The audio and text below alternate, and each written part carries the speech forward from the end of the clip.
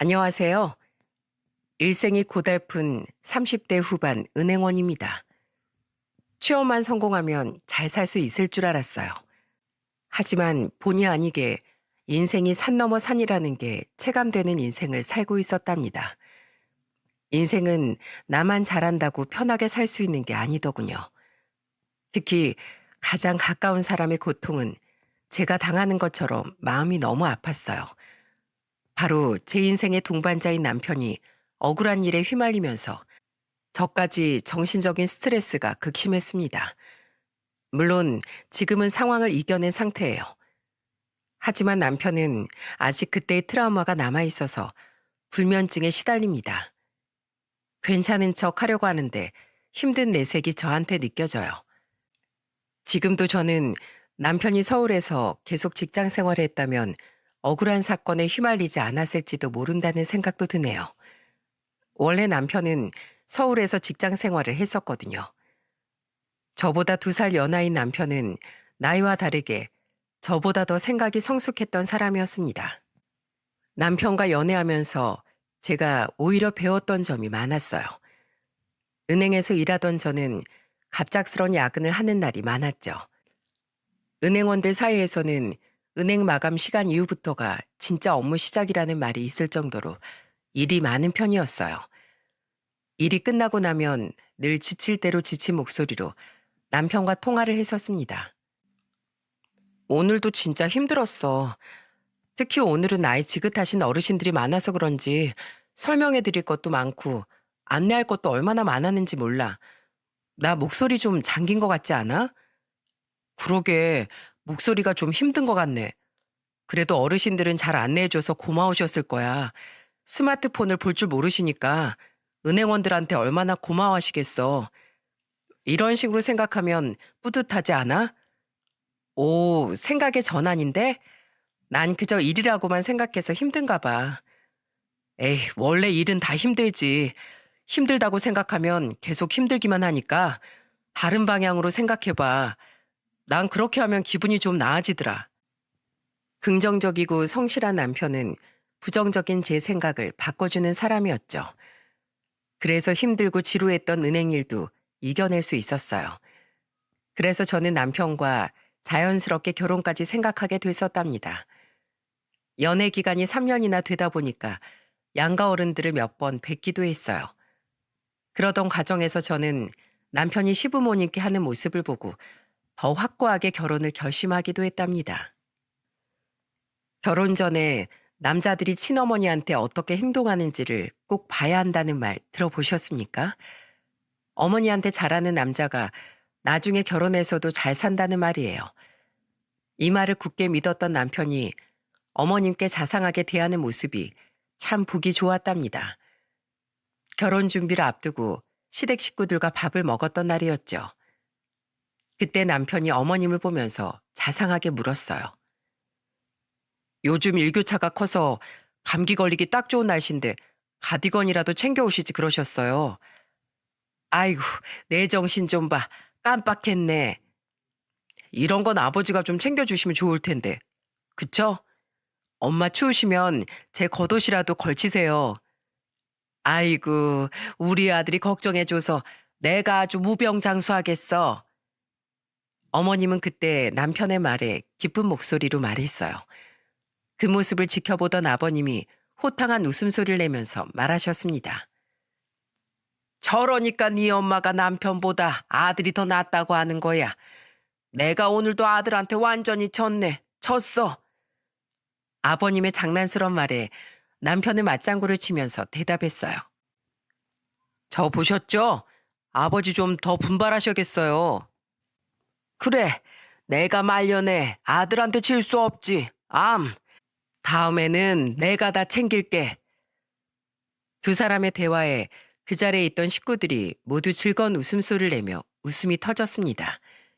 소박하지만 화목한 분위기의 시댁이 저는 참 편안했어요.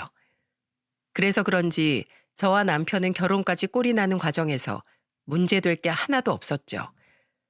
양가 부모님 모두 저희 결혼을 축하해 줬었고 주변 사람들도 모두 잘 살 거라면서 덕담을 해줄 정도였습니다.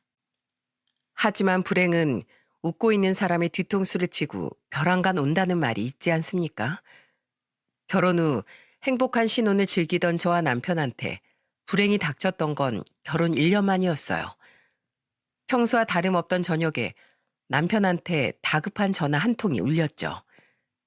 그 전화를 건 사람은 어머님이었고 놀라셨는지 더듬거리는 말투로 남편한테 전화를 하신 겁니다. 영아나, 지금 아버지가, 아버지가, 엄마, 무슨 일이세요? 네? 진정하고 말씀해 보세요. 어떡하니? 네 아버지가 갑자기 구토하면서 쓰러지길래 구급차 타고 병원 응급실로 왔어. 검사 결과 기다리는데 엄마 너무 무서워. 네? 아버지가요? 지금 어디 병원에 계세요? 제가 지금 바로 갈게요. 남편이 당황한 목소리로 전화를 받길래 옆에서 무슨 전화냐면서 캐물었어요. 알고 보니까 어머님은 응급실에서 아버님 검사 결과를 기다리시다가 겁이 나서 남편한테 전화하셨던 겁니다. 저는 남편과 같이 시부모 고향 근처 병원 응급실로 향했고 그곳에서 사시나무 떨듯 떨고 있는 어머님을 보게 됐죠. 남편은 어머님을 보자마자 안아드리면서 물었어요. 많이 놀라셨죠? 어떡하니? 네 아버지 뇌출혈이래. 어떡해? 수술 동의서 받고 지금 수술 들어갔는데 괜찮겠지? 아니 멀쩡한 사람이 하루아침에 이게 무슨 일이야? 괜찮을 거예요. 아버지 강하신 분이잖아요. 엄마 괜찮아요. 다 내 탓이야. 아침부터 머리 아프다고 할 때 병원에 같이 갔었어야 했는데 아무것도 모르고 두통약만 줬어. 내 탓이야. 바보 같은 내가 뭘 안다고 그런 짓을 했을까. 병원에 가보라고 할 걸. 그랬어야 했는데 다 내 탓이야. 어머님은 자책하면서 바닥에 주저앉아 오열하기 시작했습니다. 너무나 슬픈 목소리에 옆에서 듣는 사람마저 눈물이 핑 돌았어요. 아무런 전조 증상이 없다가 갑자기 이런 일이 생기니까 얼마나 날벼락 같았겠습니까? 마지막 희망은 부디 아버님이 수술을 잘 받으시고 이겨내길 기도하는 것뿐이었습니다. 주변에서도 소문이 자자했던 인고 부부였던 만큼 얼른 아버님이 건강한 모습으로 돌아오길 바랬어요. 하지만 하늘은 왜 그렇게 좋은 사람들은 빨리 데려가는 걸까요? 온 가족이 그렇게 빌고 빌었지만 끝내 아버님은 사랑하는 가족을 두고 먼 길을 떠나셨습니다. 아버님의 마지막을 전하는 의사의 말을 듣고 어머님은 그 자리에서 기절까지 하셨어요. 어제까지도 곁에 있던 아버님이 허망하게 떠난 게 믿기지 않았던 겁니다. 결국 남편과 시동생은 기절한 어머님을 챙기면서 빈소까지 차리느라 슬퍼할 겨를이 없었어요. 겨우 빈소가 차려졌고 어머님도 정신을 차리시고 아버님 장례식장까지 겨우 오셨죠. 그때 저는 사랑하는 사람을 잃은 어머님의 울음소리에 같이 울었어요. 어머님은 눈물도 닦지 못하고 하염없이 울면서 소리치셨습니다. 여보, 이렇게 가버리면 나 혼자서 어떻게 살라고 이렇게 가. 내가 어떻게 살아. 다 내 탓이야. 당신 이렇게 만든 사람 나야. 그러니까 나도 데려가. 제발 나도 같이 데려가줘. 어머님의 오열하는 울음소리에 남편이 부둥켜 안고 달래드렸어요. 하지만 어머님의 오열은 멈출 줄을 몰랐죠. 그러다 어머님이 탈진 증상을 보이시길래 시동생이 급하게 생수를 챙겨와서 어머님을 챙기면서 말했어요. 엄마 탓 아니에요. 그래도 엄만 끝까지 아버지 곁에서 최선을 다했잖아요. 하늘에서 아버진 엄마 탓 안 하실 거예요. 그러니까 제발 기운 좀 차리세요. 네 엄마가 죄인이야. 내가 죄인이지. 차라리 내 숨통을 끊어가세요. 어떤 위로도 들리지 않던 어머님은 가슴을 치면서 우셨어요. 저는 빈소에서 어머님을 챙기고 손님까지 맞이하면서 분주히 움직였습니다. 그때 친정 부모님도 조문을 오셔서 슬픔을 같이 했어요. 친정엄마는 지쳐서 멍해진 어머님의 손을 잡아주면서 말했습니다. 사돈, 끼니는 챙기시는 거예요? 많이 힘들어 보이세요. 안 사돈, 저는 밥 먹을 자격도 없어요. 남편이 죽어가는 것도 모르고 옆에서 밥 먹고 잠도 자던 사람이 저예요. 그게 무슨 소리예요?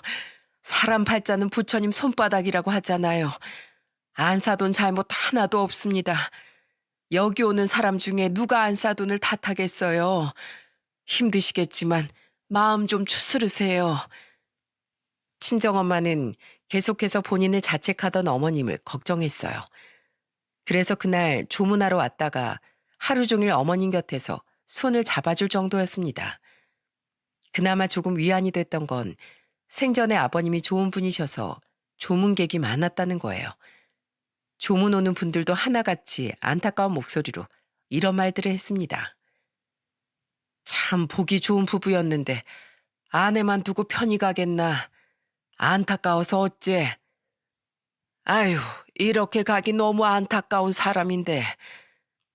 생전에 아버님을 기억하는 분들은 입을 모아 좋은 사람이라는 말을 많이 했습니다. 시부모님은 시골에서 두 분만 살고 계셨죠. 그래서 고향 근처 차려진 빈소에 오래 알고 지낸 조문객들이 많았던 겁니다. 주변 사람들은 혼자 남은 어머님을 엄청 안타까워했어요. 제가 봐도 어머님은 위태롭게 보일 정도였습니다. 그 후 장례가 끝나고 납골당에 아버님을 모셔드렸어요. 남편은 어머님을 보면서 걱정스러운 목소리로 묻더군요. 저랑 같이 서울로 가요. 혼자서 집에 어떻게 계시러 그러세요? 아니야, 난 그냥 집에 있고 싶어. 물건도 정리해야 되고 아직 실감도 안 나서 생각 정리할 시간이 필요해. 제가 너무 걱정돼서 그래요. 엄마 혼자 고향집에 두고 어떻게 서울로 가요? 괜찮어. 네 엄마 끄떡없어. 어서 가. 어머님은 끝까지 남편의 부탁을 거절했어요. 제가 봐도 어머님은 힘들어 보이셨는데 서울로 가자는 제안을 계속 거절하시는 겁니다. 그래서 어쩔 수 없이 저와 남편은 어머님을 고향에 둔 채 서울로 올라와야만 했죠. 시동생은 직업 특성상 해외 출장이 많아서 고향에 어머님과 있을 상황이 안 됐어요. 그래서 남편이 더 어머님을 챙길 수밖에 없던 상황이었습니다. 그날 이후 남편은 몸만 서울이었지 정신은 고향에 계신 어머님 걱정뿐이었어요. 그래서 금요일 저녁이면 길이 막혀도 꼭 어머님이 혼자 계신 집으로 갔었죠. 저도 혼자 계신 어머님이 걱정돼서 남편과 같이 주말마다 시골로 내려왔어요. 그런데 일주일 만에 다시 온 시댁은 처참했습니다. 아예 식사도 안 하시는 것 같아서 전 깜짝 놀라 어머님을 보며 물었어요. 어머님, 식사도 안 하시는 거예요? 냉장고도 그렇고 밥통에 밥이 누렇게 떴어요. 내가 밥을 먹어서 뭐하니? 혼자 먹으려니까 밥이고 뭐고 아주 돌 삼키는 것 같아서 도저히 먹을 수가 없어. 어머님, 그래도 식사는 하셔야죠. 정말 왜 그러세요? 식사도 제대로 못하는 어머님이 너무나 걱정되더라고요. 그래서 주말에 어머님을 뵙고 다시 서울로 오는 발걸음이 무겁기만 했습니다. 그렇게 위태롭던 어머님은 결국 사고가 나고 말았어요. 어느 날 저녁 병원에서 남편한테 한 통의 전화가 온 거죠. 그 전화를 받고 남편은 깜짝 놀라서 소리까지 쳤습니다. 네? 어머니가 쓰러지셨다고요? 예, 제가 보호자입니다. 지금 갈게요. 어머니 잘 좀 보살펴 주세요. 전 어머님이 쓰러졌다는 전화에 깜짝 놀랐어요. 그래서 남편을 보고 다급한 목소리로 물었어요. 어머님이 쓰러지셨다니 이게 무슨 소리야? 일단 내가 내려가 봐야 할 것 같아. 가서 전화할게. 남편은 회사에 급하게 연차를 내고 시골로 향했습니다. 저는 서울에 남아서 초조하게 남편의 전화를 기다렸어요. 다음 날 아침 남편한테서 전화가 걸려왔고 남편은 지친 목소리로 말하더군요. 여보, 아무래도 나 당분간 여기서 출퇴근해야 될 것 같아. 뭐? 충청북도에서 서울까지 3시간은 걸릴 텐데 어떻게 오려고?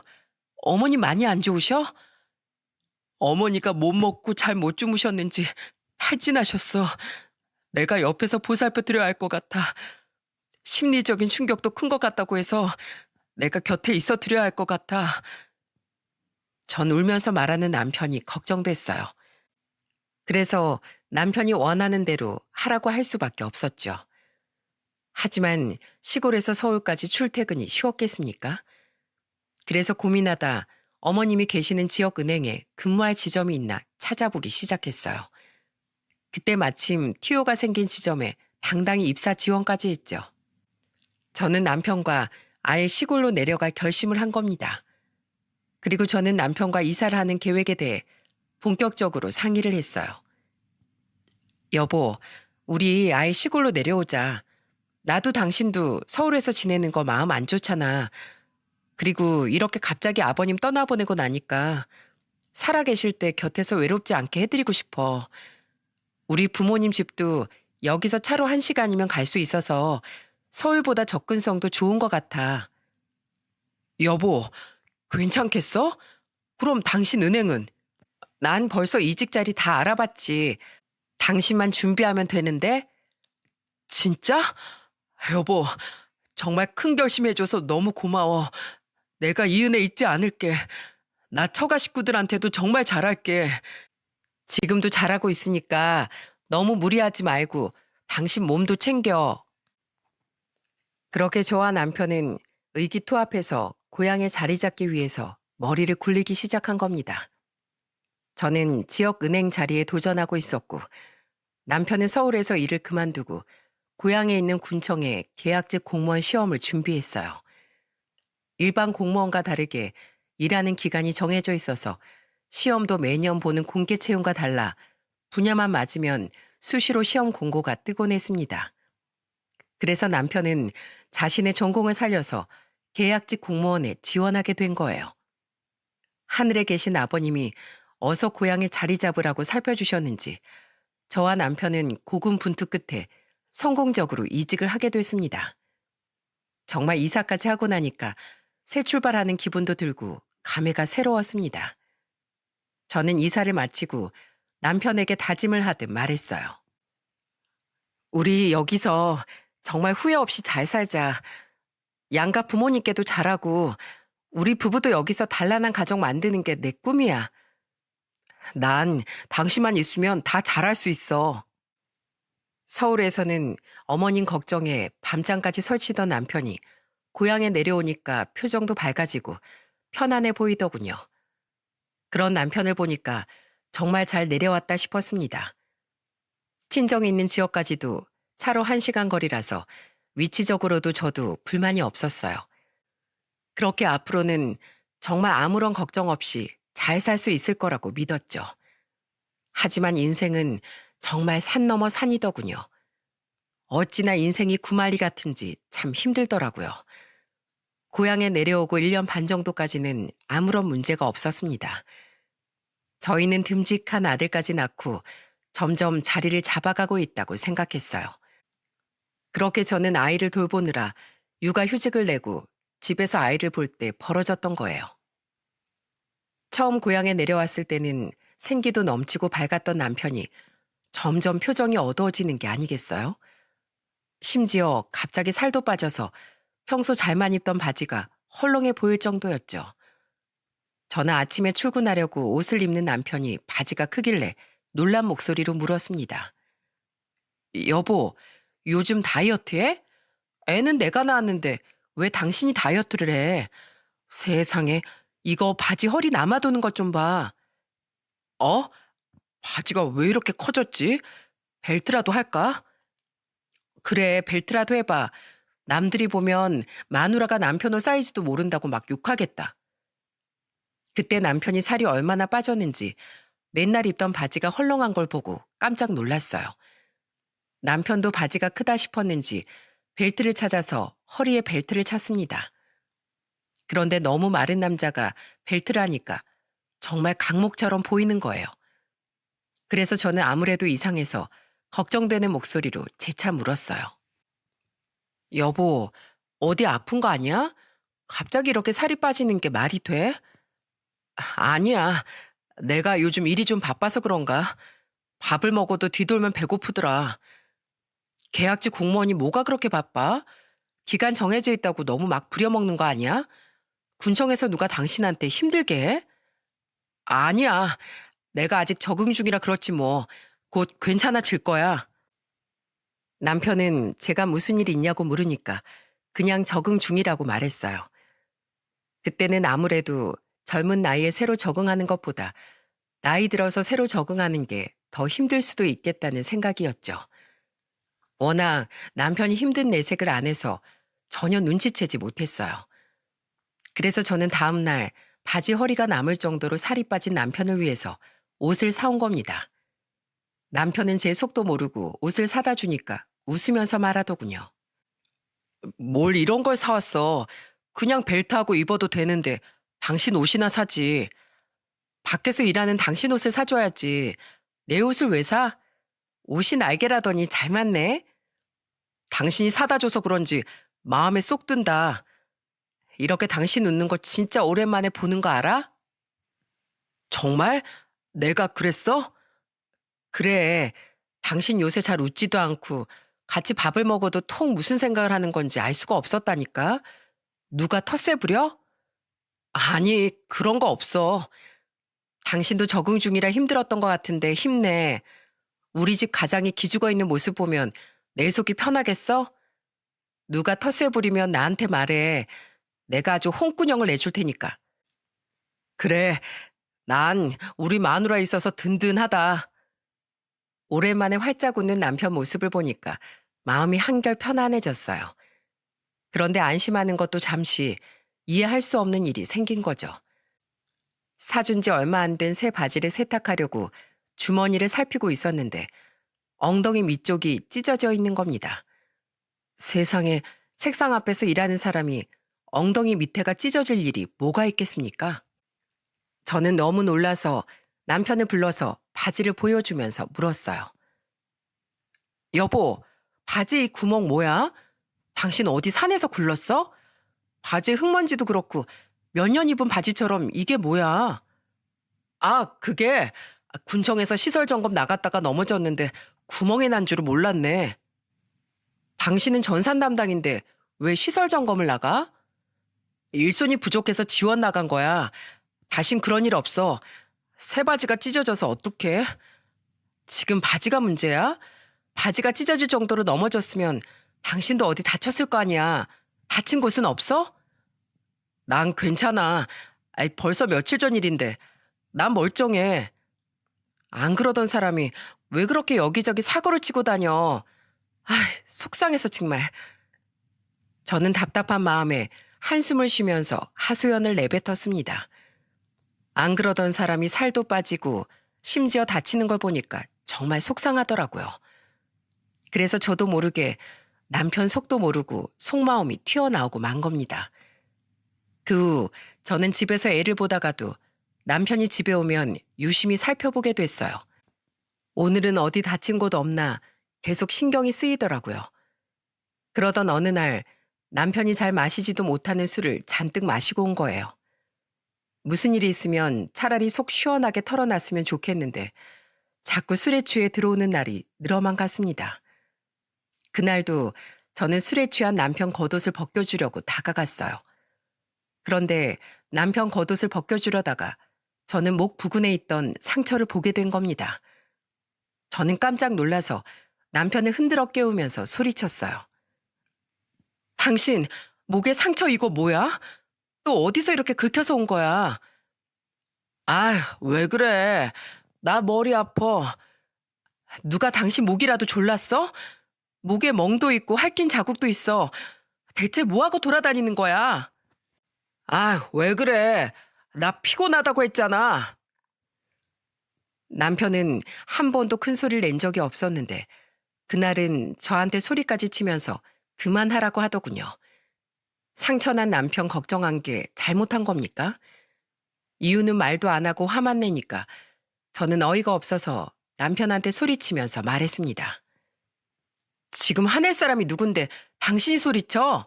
지금 장난해? 아주 내일 정신만 차려봐. 술 취한 사람 바가지 긁을 수 없어서 그렇게 저는 남편을 그대로 둔 채 잠이 들었어요. 그렇게 아침이 찾아왔고 저는 해가 뜨자마자 남편을 깨우면서 물었습니다. 당신, 목에 그 상처 뭐야? 대체 뭐하고 돌아다녔어? 이거 어제 회식했는데 내가 기분이 좋아서 다른 사람이 풀러둔 넥타이 매보려다가 이렇게 된 거야. 뭐야? 술 먹다가 남의 넥타이를 당신 목에 둘렀다고? 대체 무슨 회식을 하길래 그런 짓을 해? 술 마시다가 기분 좋으면 넥타이 이마에도 묶잖아. 그러다가 목까지 왔나 봐. 직원들끼리 놀다 그런 거야. 한 번만 좀 봐줘. 내가 못 살아. 당신 어제 나한테 소리 지른 거 알아? 아주 한 번만 더 그러면 얄짤 없을 줄 알아? 알겠어. 내가 미안해. 남편은 회식하다 그런 거라면서 제 말에 반박했어요. 달리 알아볼 방법이 없던 저는 그저 남편의 말을 믿었습니다. 하지만 그날 이후 남편은 야근한다면서 집에 늦게 들어오기 시작하는 거예요. 그때 저는 촉이 발동하기 시작했죠. 자꾸 야근한다면서 늦게 들어오니까 저는 이상한 생각까지 들었어요. 여자의 촉은 무섭다는 말이 있지 않습니까? 집에서 핸드폰을 자꾸 숨기고 전화가 오면 깜짝 놀라면서 밖에서 받고 오는 것도 너무 수상했죠. 그러던 중 주말인데 일이 있다면서 차를 끌고 나가는 남편을 보고 저는 화가 나서 물었습니다. 주말인데 무슨 일을 하러 간다는 거야? 그게 주말에 출근하면 수당 나오잖아. 그냥 겸사겸사 밀린 업무도 있고 해서 일 좀 하고 오려고. 횡설수설 말하는 남편이 저는 너무 이상하게 느껴졌어요. 그런데 일이 있다고 출근한다는 사람을 다짜고짜 못 가게 말릴 수 있었겠습니까? 그래서 미심쩍었지만 잘 다녀오라고 했어요. 남편이 나가는 모습을 베란다에서 지켜봤는데 남편이 차에 시동을 걸고 갑자기 내부 청소를 하는 것 같았습니다. 쓰레기도 버리고 심지어는 문을 다 열고 환기도 시키더군요. 이 모습을 보고 어떻게 의심이 안 들겠습니까? 그 순간 저는 남편이 바람을 피고 있을지도 모른다는 생각이 들었던 거죠. 이런 생각이 드니까 심장이 쿵쾅거리기 시작했어요. 그리고 그날 저녁 남편의 수상한 점은 이게 끝이 아니었습니다. 일이 있어서 군청으로 출근한 남편 운동화에 흙이 잔뜩 묻어 있는 거예요. 사무실에서 일하는 사람 운동화가 흙투성이니까 너무 이상해서 남편을 보고 따져 물었죠.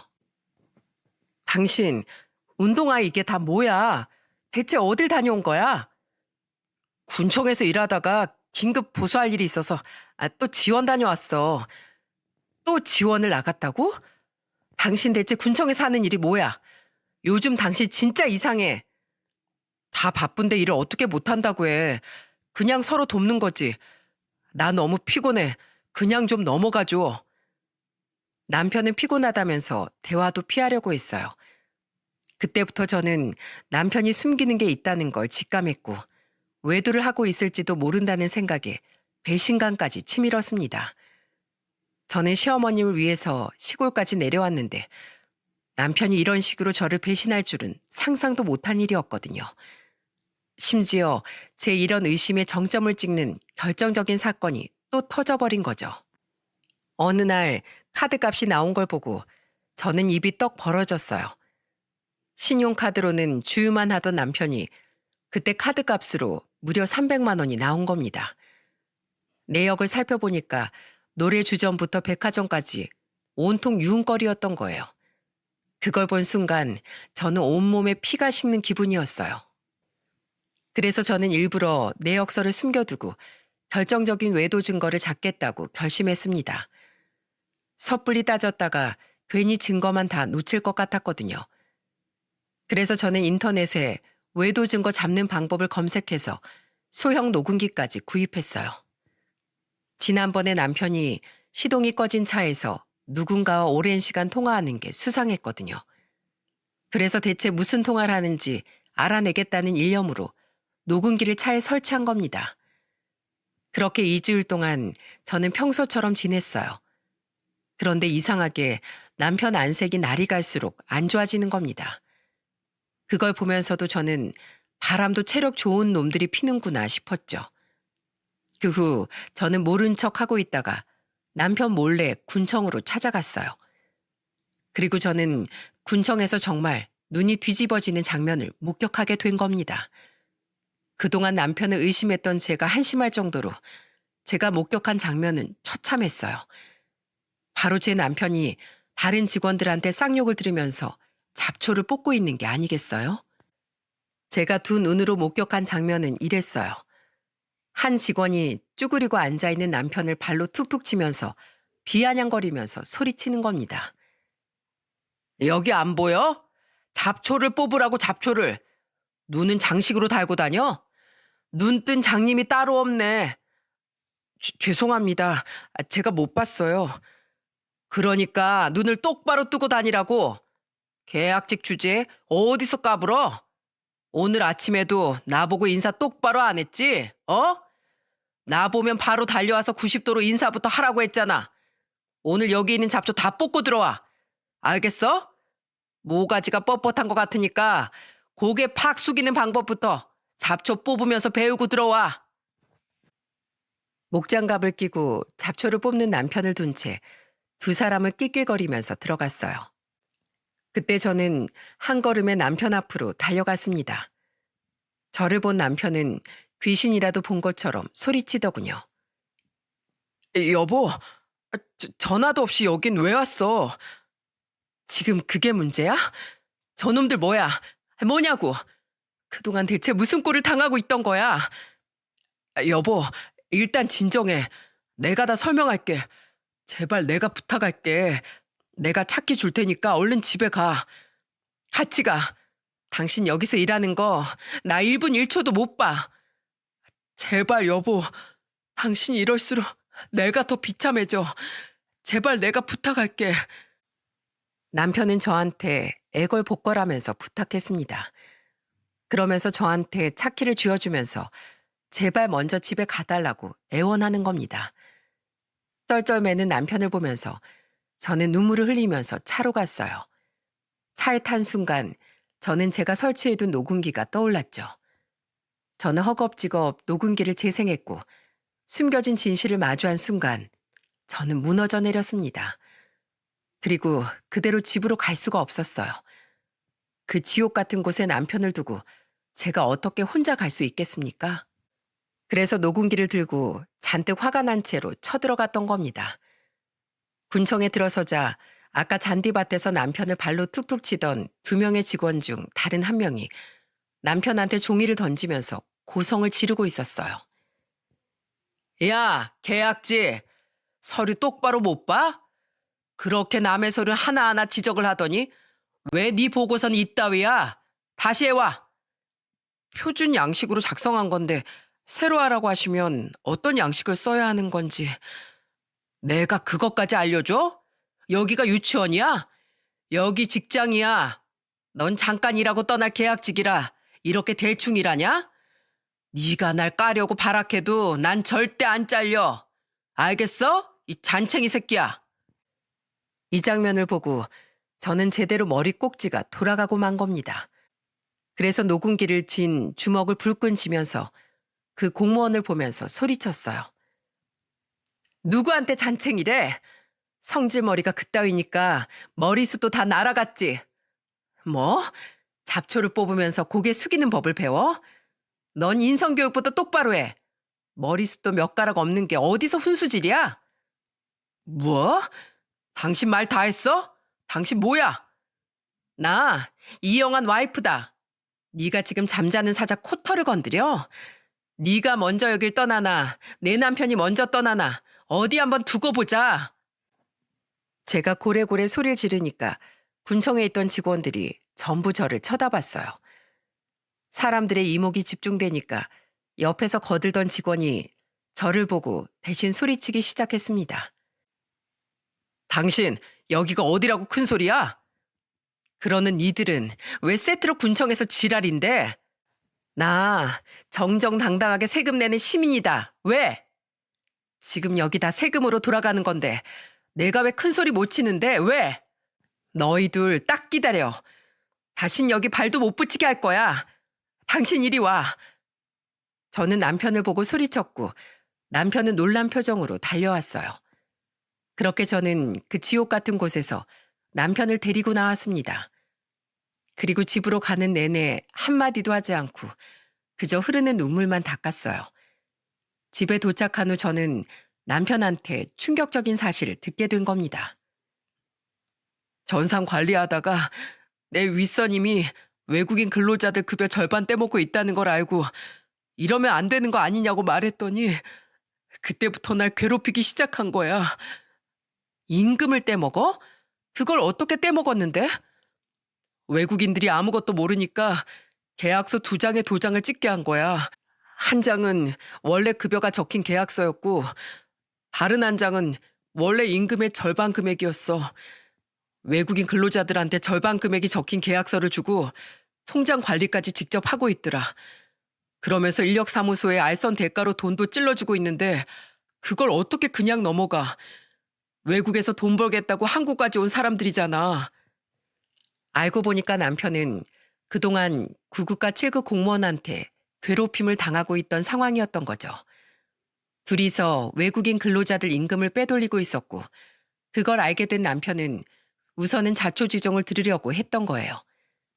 자기들의 범죄가 들키니까 남편을 괴롭히면서 나가게 하려던 거였죠. 진짜 비열하고 비겁하지 않습니까?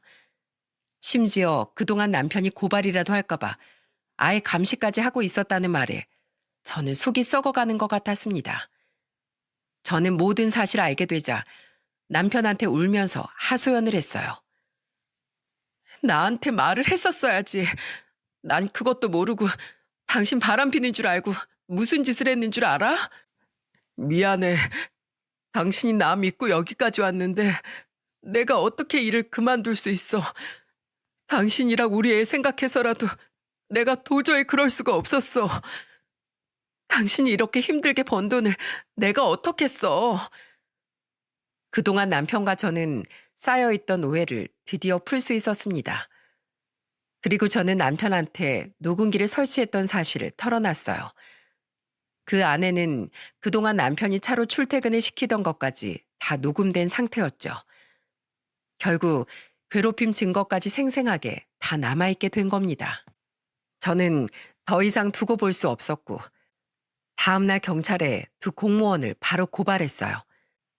그리고 시청 홈페이지에 공무원 비리와 직장 내 갑질을 밝히는 글도 쓰기 시작했습니다.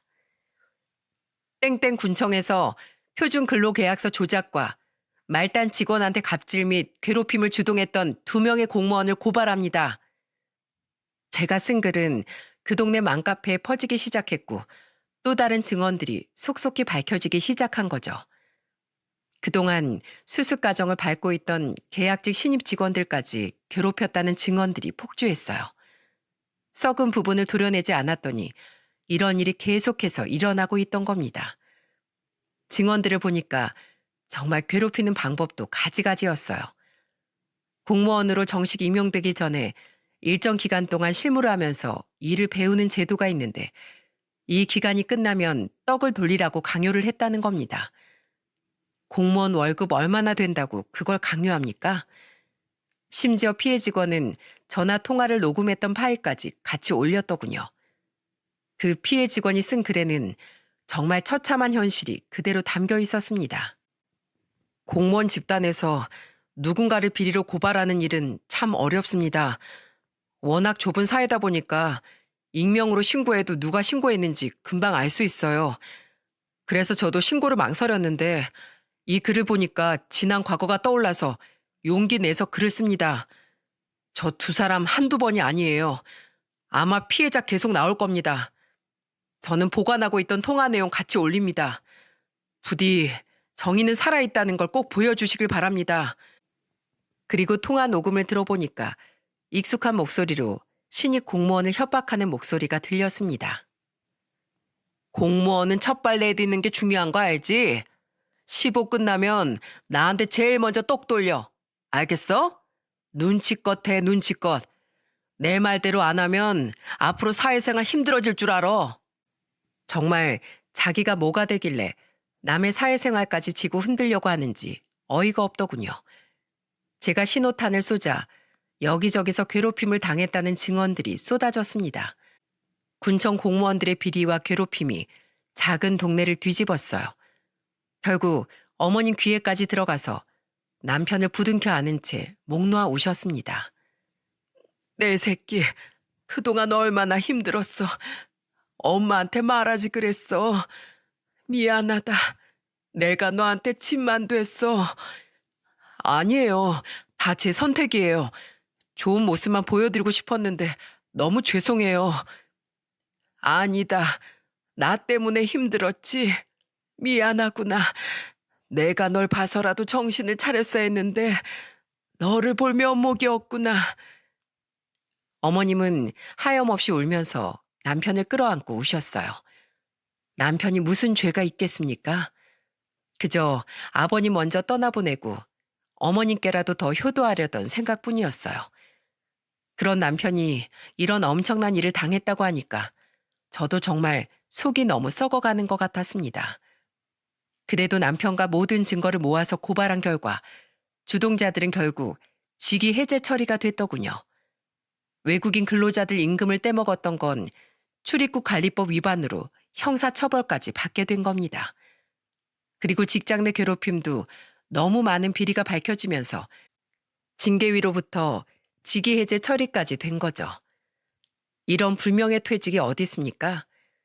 그 두 사람은 마지막 징계 결과가 나오기 전에 남편을 찾아와서 빌기까지 했어요. 영환 씨, 내가 잘못했어. 나 먹여 살려야 될 처자식이 셋이야. 영환 씨랑 합의를 봐야 직위 해제라도 면할 수 있을 것 같아서 그래. 내가 이렇게 부탁할게. 와, 자기들 밥그릇 뺏길 위기에 처하니까 그제서야 살려달라고 비는 꼴이 어찌나 우스웠는지 모릅니다. 그때 남편은 기가 막혔는지 바지가랑이를 붙들고 매달리는 손을 뿌리치면서 소리쳤어요. 당신들만 지킬 가정이 있는 줄 알아? 당신들이 돈 떼먹은 외국인 근로자들도 다 고향에 있는 가족들 먹여 살리려고 온 사람들이라고. 끝까지 이렇게 이기적이야? 당신들은 그 자리에 있으면 안 되는 사람들이야. 알겠어? 영환 씨, 제발 내가 이렇게 빌게. 제발 한 번만. 남편이 싫다는데도 계속해서 매달리는 꼴들이 우습더군요. 그래서 보다 못한 제가 냉수를 한 바가지 떠서 1층으로 내려왔습니다. 그리고 그 두 사람이 보이자마자 물을 냅다 뿌려버렸어요. 그리고 초겨울에 냉수를 뒤집어 쓴 두 사람을 보고 소리쳤습니다. 아직도 정신 못 차렸네. 어디서 살려달라는 말이 나와? 그동안 니들 둘이서 했던 짓 생각하면 직위 해제도 모자라. 알아? 냉수 맞고 정신이나 차려라. 한 바가지 더 맞기 싫으면 썩 꺼져. 제가 바가지를 던질 기세로 소리치자 얼굴에 있는 물기도 제대로 못 닦고 주랭랑을 치더군요. 저는 도망치는 둘을 보면서 남편과 배를 잡고 웃었습니다. 정말 오랜만에 크게 웃었던 것 같아요. 결국 군청에서 쫓겨난 사람은 남편을 괴롭히던 두 사람이었습니다. 마지막까지 군청에 남아서 맡은 바 일을 다 할 수 있던 건 남편이었어요. 옛말에 개구리 올챙이적 생각 못한다는 말이 있지 않습니까? 요즘 살기가 어려워서 그런지 사람들이 작은 실수에도 다들 예민하게 화를 내는 것 같아요. 하지만 누구에게나 처음은 있다고 생각합니다. 어른들도 처음부터 어른은 아니었으니까요. 제가 이런 사연을 보냈던 것도 저는 사람들이 조금 더 너그러졌으면 좋겠다는 생각에 보내게 됐답니다. 우리가 주변 실수에 조금만 관대해진다면 아마 세상은 훨씬 더 살기 좋은 세상이 될 거라고 믿어요. 우리 아이들에게 조금 더 살기 좋은 세상을 물려줄 수 있지 않을까요? 살기 팍팍한 세상이라도 서로 좋은 말과 배려의 말을 건네다 보면 훨씬 좋은 사회를 이룰 수 있다고 생각해요. 저의 고발로 다른 피해자분들이 용기를 냈던 것처럼 한 사람의 작은 변화도 큰 변화를 이끌어낼 수 있다고 생각합니다. 곧 있으면 남편도 계약 기간이 끝나는데 과거를 떠올려 보니까 울고 웃는 세월이 많았던 것 같네요. 아, 그리고 그때 카드 내역서에 있던 백화점 사용 금액이 있었잖아요. 그거 알고 보니까 남편이 저희 친정 어머니한테 선물을 해줬던 거더라고요. 전 그것도 모르고 바람을 피고 있다고 생각한 게 참 부끄러웠어요. 그때 갑질 공무원들이 남편한테 뜯어간 돈을 갚는데 백화점 돈은 왜 안 주나 해서 물어보니까 남편이 그러더군요. 그거 내가 처가댁 갔을 때 장모님 겉옷이 얇아 보여서 내가 산 거야. 뭐? 에이, 그럼 나한테 말했어야지. 엄마도 말 안 해서 나 진짜 몰랐어. 밍크 코트라도 사드렸으면 자랑했을 텐데 그냥 기본 외투라서. 당신이 신경 써준 게 중요하지. 고마워. 당신이 잘하는 만큼 나도 정말 잘할게. 우리 지금처럼 더 행복하게 살자. 그렇게 저와 남편은 대화로 오해를 풀 수 있었답니다. 처음에는 저도 남편도 새로운 곳에 적응하느라 여유가 없었던 것 같아요. 이제는 시간이 지나서 저도 복직을 했고, 이제는 남편과 같이 하나씩 헤쳐나가고 있답니다. 남편은 계약이 끝나면 당분간 어머님과 시간을 보내기로 했어요. 저도 그런 남편의 뜻을 알기 때문에 그렇게 하라고 했습니다. 분명히 남편은 처가에도 똑같이 잘할 남편이었기 때문에 편한 대로 하라고 했죠. 큰 사건을 겪었던 만큼 남편도 추스를 시간이 필요할 테니까요. 어머님은 그런 저를 보면서 참 고맙다는 말을 많이 하세요. 하지만 그런 어머님을 보면서 저는 씩씩한 목소리로 말했습니다. 어머님, 며느리도 딸이에요. 저도 얼른 어머님이 예전처럼 활짝 웃는 모습 보고 싶어요. 그러니까 당분간은 아무 생각 없이 아들이랑 즐거운 시간 보내세요. 고맙다. 내가 정말 며느리 복이 많은 사람이야. 저는 시부모님 복이 많은 사람인가 봐요. 어머님, 오래오래 건강하세요. 고향에 내려와서 시간을 보내다 보니까 어머님과도 부쩍 가까워졌어요. 역시 사람은 알려고 하는 만큼 가까워지는 것 같습니다. 여러분들도 가까이 있는 가족에게 더 많은 관심을 보내면서 즐거운 가을날 보내시길 바랍니다. 결국 힘든 순간 힘이 되어주는 사람은 가족이라는 걸 잊지 마시고요. 저는 새로운 보금자리에서 가족들과 행복한 일상 잘 꾸려나갈게요. 많은 응원 부탁드립니다.